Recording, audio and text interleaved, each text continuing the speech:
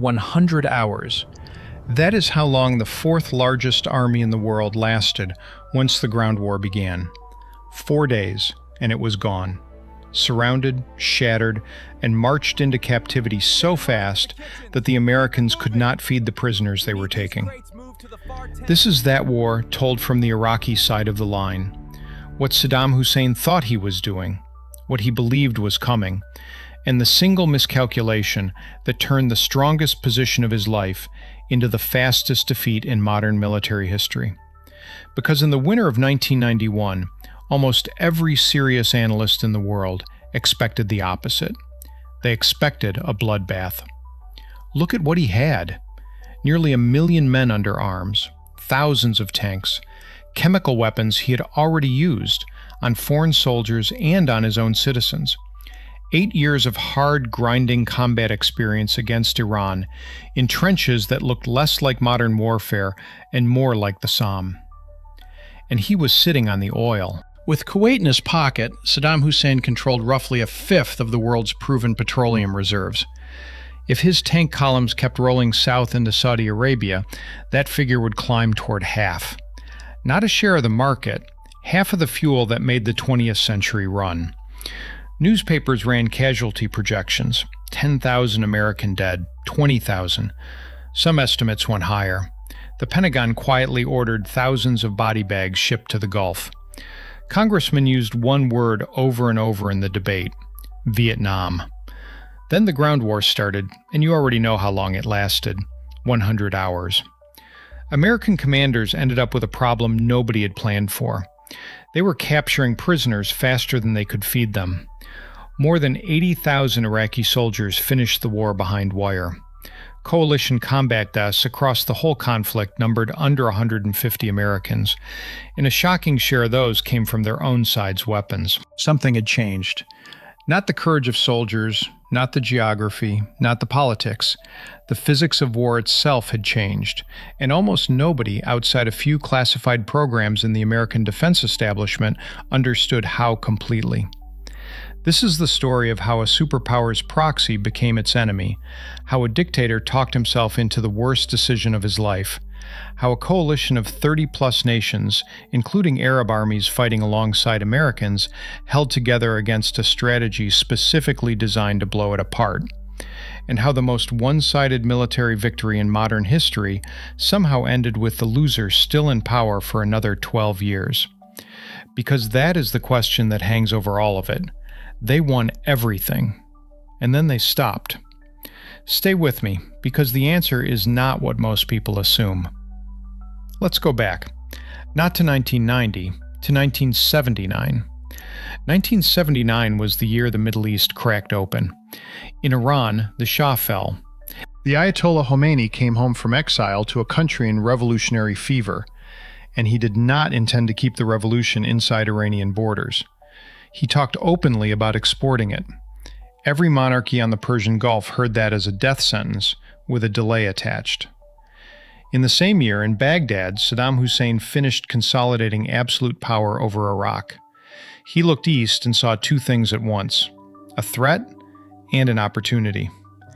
Iran's officer corps had been gutted by purges. Its air force was grounded by a lack of American spare parts.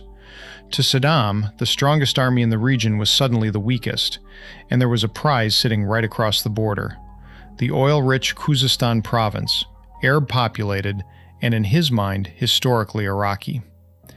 In September 1980, he invaded. He expected a short war. He got 8 years. The Iran-Iraq War became the longest conventional war of the 20th century. Human wave assaults, trench lines, poison gas, teenage volunteers walking into minefields. By the end, somewhere between 500,000 and 1 million people were dead, and the border was almost exactly where it had been in 1980. Now here's the part that makes the next chapter so bitterly ironic. Iraq did not fight that war alone. The Gulf monarchies were terrified of an Iranian victory, so they opened their wallets. Kuwait and Saudi Arabia poured tens of billions of dollars into Baghdad. Kuwait alone lent Iraq around $14 billion. The Soviet Union sold Saddam tanks and aircraft. France sold him Mirage fighters and Exocet missiles. The United States, which had no love for Saddam but a great deal of hostility toward Tehran, removed Iraq from its list of state sponsors of terrorism, extended agricultural credits, and shared satellite intelligence about Iranian troop movements. Everyone was so focused on containing the Iranian Revolution that they built something else entirely. By August 1988, when the ceasefire finally came, Iraq had a battle-hardened military machine of a size no country of 18 million people should have been able to field. Republican Guard divisions with real combat experience, a missile program, a chemical weapons program, nuclear ambitions. And it was broke. That is the trap. Saddam emerged from the war he started with an army built for a great power and an economy that could not pay for a functioning state. Foreign debt ran into the tens of billions. Reconstruction would cost more. Demobilizing 1 million soldiers into an economy with no jobs was a recipe for a coup, and Saddam knew exactly what happened to Iraqi leaders who lost the loyalty of the army. He had one enormous hammer and no money. The question that would define the next 3 years was simple and terrible. What does a man like that do when the bills come due? Saddam's answer was to go to his creditors and reframe the debt. His argument went like this. Iraq had not been fighting for itself. Iraq had been the shield of the Arab world, holding back Persian revolutionary fanaticism while the Gulf states got rich in safety. Iraqi boys had died so Kuwaiti bankers could sleep. Calling that money a loan was an insult. It was a contribution to a common defense, and it should be forgiven. Kuwait said no. Then it got worse. Through 1989 and 1990, oil prices sagged, and Baghdad blamed overproduction inside OPEC. Kuwait and the United Arab Emirates were pumping above their quotas. Saddam's economists calculated that every single dollar off the price of a barrel cost Iraq roughly $1 billion a year. In July 1990, he escalated to open threats, accusing the Gulf states of economic warfare against Iraq, saying that cutting the throat of a nation's economy was the same as cutting the throat of its people. He added a second charge. The Rumaila oil field straddles the Iraq-Kuwait border. Saddam claimed the Kuwaitis had been slant drilling into the Iraqi side, stealing oil that belonged to Baghdad. The bill he presented? $2.4 billion. Negotiations in Jeddah collapsed at the start of August. The Kuwaitis, by most accounts, thought they were dealing with a bluff, a bargaining posture, an angry neighbor who would settle for a discount and a loan. Here is where a diplomatic ghost enters the story. On July 25th, Saddam summoned the American ambassador, April Glaspie. In the transcript that later emerged, she told him that the United States had no opinion on Arab-Arab conflicts, such as the border disagreement with Kuwait. Historians still argue about how much weight that sentence carried. She was reciting standard policy language, not issuing a green light, and Iraqi officials later disputed that they took it as permission. But the meeting was one of the last moments where the invasion might have been talked out of existence. And it wasn't. At 2 a.m. on August 2, 1990, elite Republican Guard divisions crossed the border. Kuwait's armed forces numbered around 16,000 men. Some units fought hard. Kuwaiti tank crews held long enough for part of their army to escape into Saudi Arabia, and Air Force pilots flew sorties from a base being overrun. But the outcome was never in question. Iraqi helicopters landed commandos in Kuwait City within hours. The emir escaped south by car. His younger brother was killed at the palace. Within 2 days, it was over. By the end of the month, Iraq declared Kuwait its 19th province, dissolved the country as a legal entity, and began renaming the streets. Now do the arithmetic that made every capital in the world go pale. Iraq's own reserves plus Kuwait's reserves put roughly 20% of the planet's proven oil under one man's control. But look at the map. Saddam's divisions were now sitting in northeastern Kuwait, and beyond that, undefended, lay the Saudi oil fields around Iran, the largest concentration of easily extracted petroleum on Earth. Add Saudi Arabia, and the number climbs to something near half of global reserves. That would not have made Saddam a regional power. It would have made him the man who set the price of everything, everywhere, for as long as the world burned oil. The question in Washington and Riyadh in the first week of August 1990 was not moral, it was arithmetic. Was he going to keep going? The response was faster than Saddam anticipated, and it came from a direction he had not prepared for at all. The United Nations Security Council condemned the invasion within hours. Then came sanctions, a naval blockade, and something almost unheard of during the Cold War. The Soviet Union, Iraq's principal arms supplier for 2 decades, voting against Baghdad. The Cold War was ending, and Saddam had timed his war for the exact historical moment when the two superpowers could agree on something. But the decisive conversation happened in Riyadh. The Saudi royal family faced an agonizing choice: inviting hundreds of thousands of non-Muslim foreign soldiers into the country that contains Mecca and Medina was, for the guardians of Islam's holiest sites, close to unthinkable. Refusing meant facing the Iraqi army alone. American officials arrived with satellite photography showing Iraqi armor deployed near the Saudi border in postures that did not look defensive. King Fahd said yes. Operation Desert Shield began on August 7th. What followed was one of the largest and fastest military deployments in history. Fighter squadrons landed within days. Airborne infantry arrived with almost no heavy weapons, and a mission that amounted to standing in the road and daring an armored corps to come through. Soldiers of the 82nd Airborne called themselves a speed bump, and they were not entirely joking. For several weeks in August 1990, if Saddam had ordered his tanks south, there was very little in the desert to stop them. He didn't.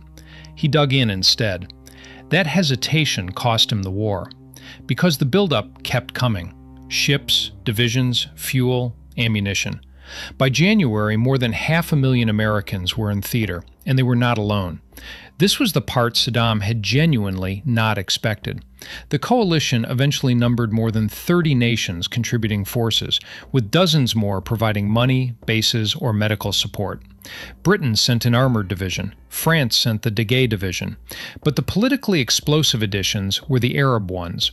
Egypt, Syria, Saudi Arabia, and the Gulf states put troops in the field against a fellow Arab state. Syria, an authoritarian rival of Iraq, was suddenly on the same side as the United States. That coalition was Saddam's real enemy, and he understood it better than almost anyone. It was also fragile.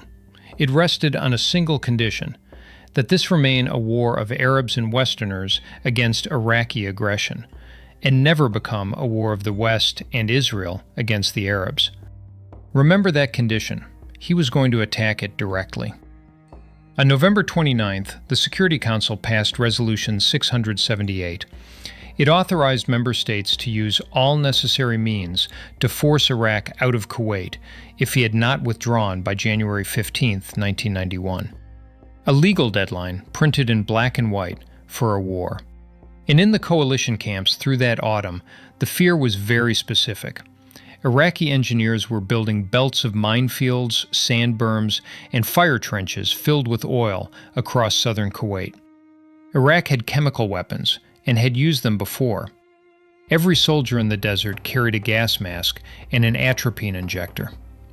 The plan the world expected was a frontal assault into those defenses. The plan the coalition actually had was something else entirely, and it started in the air. At around 2:30 in the morning on January 17, 1991, an aircraft that should not have existed on any Iraqi radar screen dropped a laser-guided bomb on an air defense operations center in western Iraq. Desert Storm had begun. The opening night was not a battle in any traditional sense. It was a systems attack. Apache helicopters flying at 50 feet took out early warning radars to open a corridor. Tomahawk cruise missiles, launched from ships in the Gulf and the Red Sea, flew hundreds of miles at low altitude and turned themselves into command bunkers and power stations. And through the gap came the F-117 Nighthawk. The Nighthawk looked wrong. Faceted, angular, black, subsonic, carrying only 2 bombs, with no radar of its own and no air-to-air weapons.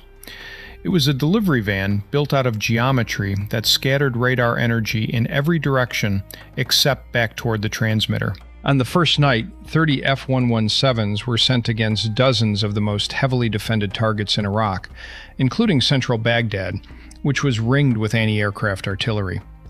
Not one was shot down. Not one was shot down during the entire war. That is what the world saw on television, and this is the other thing that made this war unlike any before it. CNN had correspondents in the Al Rashid Hotel in Baghdad on the air live, describing tracer fire climbing over the city while the bombs were falling. For the first time in history, hundreds of millions of people watched the opening of a war in real time from inside the enemy capital. The air campaign ran for 42 days. It methodically dismantled an entire national military nervous system: radar sites, communications nodes, command bunkers, bridges, airfields, ammunition dumps, and then, relentlessly, the Republican Guard divisions in the field. The Iraqi Air Force had a choice: fight and die, or hide. It mostly hid. And then it did something nobody had predicted. More than 100 Iraqi combat aircraft flew east and landed in Iran, the country they had been bombing 3 years earlier, seeking sanctuary from an enemy they could not touch. Iran kept the planes. But Saddam was not finished, and his counterattack was not military. It was political, and it very nearly worked. On January 18th, Scud ballistic missiles began falling on Tel Aviv and Haifa. The Scud was a crude Soviet weapon modified by Iraqi engineers for longer range at the cost of accuracy. Militarily, it was almost useless. Politically, it was the sharpest weapon Saddam owned. The logic was cold and correct. Israel had always retaliated, immediately and hard. If Israeli jets appeared over Iraq, Saddam could recast the entire war as an Arab-Israeli conflict. And the moment that happened, could Egyptian and Syrian soldiers stay in a coalition fighting alongside the Israeli Air Force? He fired 39 Scuds at Israel over the course of the war. Israeli civilians sat in sealed rooms wearing gas masks because nobody knew whether the next warhead would carry nerve agent. What followed was one of the most intense diplomatic efforts of the era. Washington pressed Jerusalem hour by hour to do nothing. The Deputy Secretary of State was dispatched to Israel.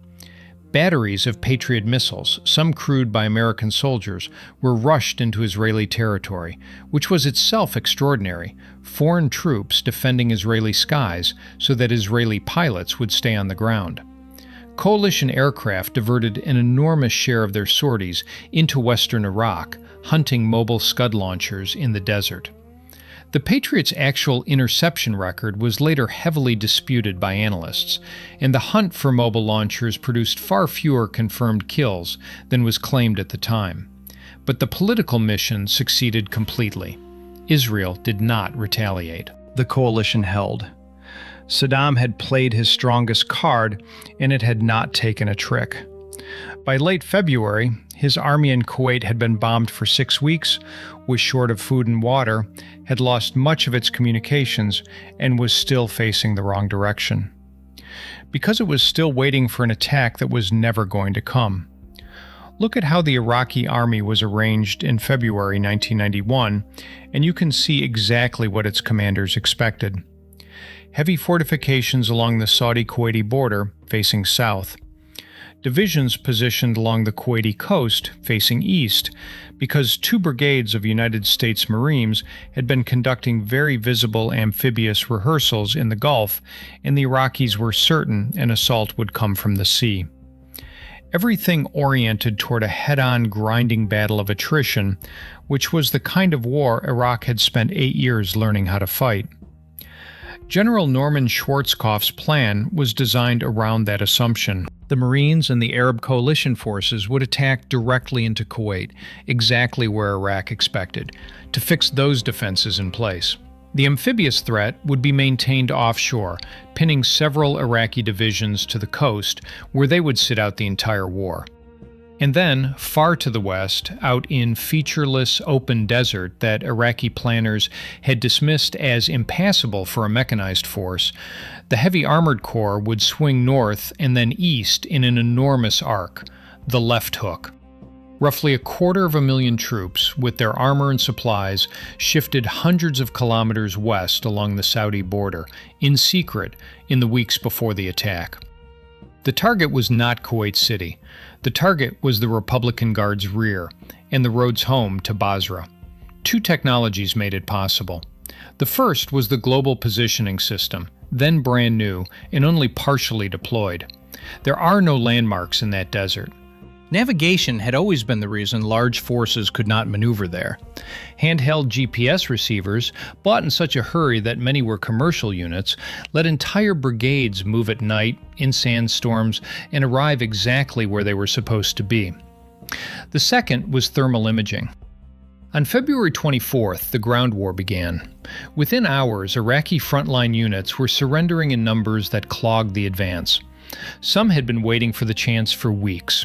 Soldiers surrendered to helicopters. In one now famous episode, Iraqi troops tried to surrender to an unmanned drone. But the Republican Guard was a different proposition, and on the afternoon of February 26th, the left hook found it. In a sandstorm on a stretch of empty desert identified only by a map coordinate, the 73 Easting, American cavalry ran into dug-in armored brigades of the Tawakalna Division. Visibility was down to a few hundred meters. Iraqi crews were competent and their tanks were in prepared positions, which is normally a decisive advantage. It did not matter. The American thermal sights could see through the sandstorm. Iraqi optics could not. Abrams tanks were identifying, engaging, and destroying Iraqi armor at ranges beyond where the Iraqis could even locate the muzzle flashes hitting them. One American troop of 9 tanks destroyed a defensive line in a matter of minutes. The fighting rolled on for hours as follow-on units came into contact, and by the end, that battle alone accounted for around 160 Iraqi tanks, 180 armored personnel carriers, and more than 1,000 prisoners. 6 Americans were killed. That was the pattern of the entire ground war, repeated across a front hundreds of kilometers wide. It was not that Iraqi soldiers would not fight. Many did.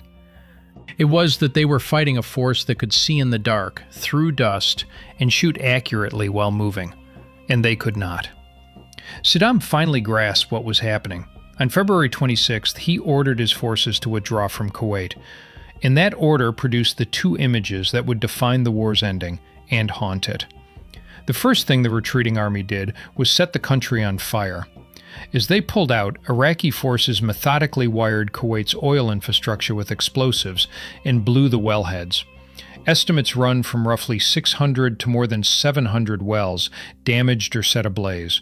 Between 4 and 6 million barrels of crude burned every single day. The result did not look like anything on Earth. Smoke columns rose thousands of meters and merged into a ceiling that turned midday into a dim orange dusk. Soot fell as black rain as far away as Saudi Arabia. Hundreds of lakes of unburned crude pooled in the desert and hardened into a crust across a significant share of Kuwait's territory. Specialist firefighting crews from a dozen countries spent the rest of the year killing those fires one at a time. The last one was capped on November 6, 1991, more than 8 months after the shooting stopped. The second image came from a highway. The Iraqi withdrawal from Kuwait City was not an orderly retreat. It was a mass flight north along Highway 80 in whatever would move. Tanks, trucks, buses, commandeered civilian cars, ambulances, vehicles loaded with looted property. Coalition aircraft struck the front and rear of the column near the Mutla Ridge, sealing it in place, and then worked the trapped mass for hours. Somewhere between 1,500 and 2,000 vehicles were destroyed or abandoned along that road. When the photographers reached it, they found a corridor of scorched wreckage stretching to the horizon. The press named it the Highway of Death. Later analysis complicated the picture. Many crews had abandoned their vehicles and escaped on foot into the desert before the strikes. Incredible casualty estimates for the main convoy are in the hundreds rather than the thousands often assumed. But in the last week of February 1991, that nuance did not exist. What existed was footage, on every television in the Western world, of a defeated army being destroyed while running away. And that footage arrived at a very specific political moment. The stated war aim, liberating Kuwait, had essentially been achieved. Advisors in Washington began raising a question that had not been on the agenda a week earlier. At what point does a decisive victory start to look like a massacre?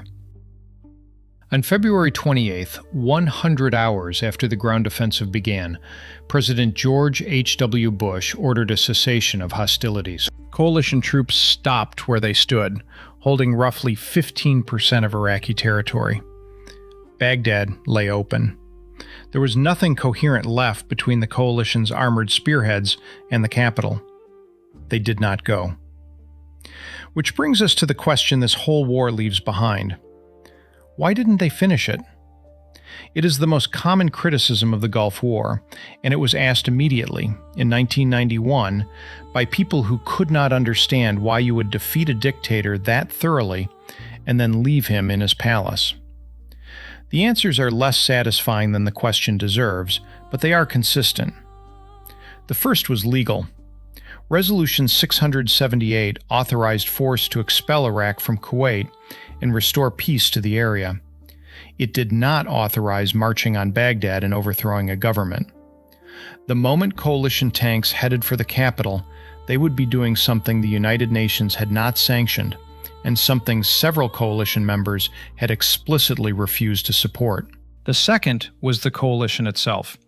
The Arab members had signed up to reverse an invasion, not to help a Western army conquer an Arab capital and install a government. An advance on Baghdad would have dissolved the alliance within days, and the alliance was the single greatest strategic asset the United States had built in a generation.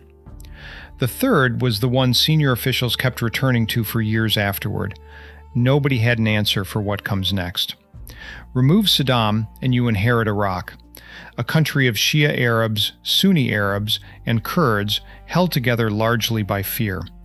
Occupying it would require a massive force, with no exit and no deadline. Fracture it, and the winner is Iran, the regional power the West had spent the entire previous decade trying to contain. Officials in the administration said plainly at the time that there was no clean, quick way to do it. In 1994, Dick Cheney, then the outgoing Secretary of Defense, explained on camera that taking Baghdad would have left America occupying Iraq with no idea what kind of government to put in its place, and asked how many additional American casualties Saddam was worth. His answer was, not very damn many. Nobody wanted to own the aftermath.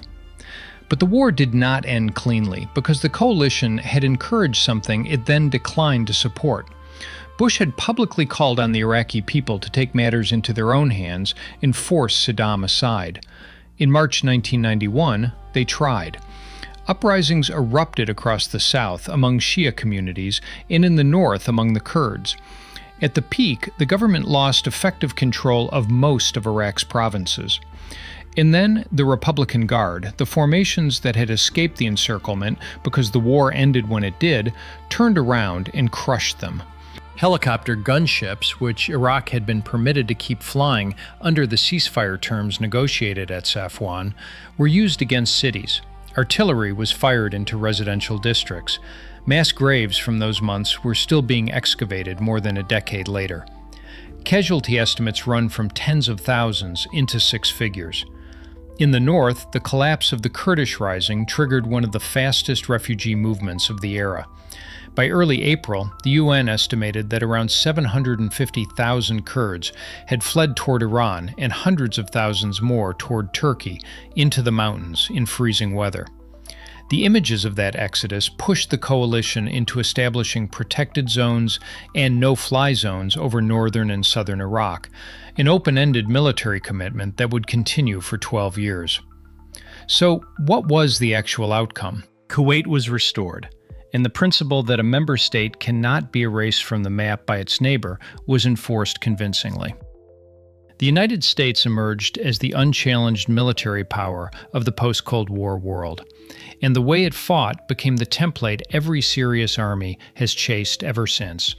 Precision munitions, stealth, satellite navigation, night fighting, information dominance. Militaries in Moscow and Beijing studied those 100 hours and concluded their own doctrines were obsolete. And Saddam Hussein survived. Isolated, sanctioned, contained, with foreign aircraft patrolling his own airspace, but alive and in power. He would spend 12 years as the unfinished business of American foreign policy, until a second President Bush went back in 2003 to finish it, and discovered exactly why the first one had stopped. That is the shadow the 100 Hours cast. The Gulf War is remembered as the cleanest victory in modern military history, and by the metrics of 1991, it was. But the region that came out of it is the reason serious people still argue about whether it ended too early, or whether stopping was the last wise decision anybody made about Iraq for a very long time. You can decide which, and I'd like to know what you think, so put it in the comments. If you got something out of this, hit the like button. It helps more than you'd think. And subscribe if you want more stories told properly and without the nonsense. There's a video on your screen right now about what happened next, because Iraq between 1991 and 2003 is stranger than most people realize. Thanks for watching.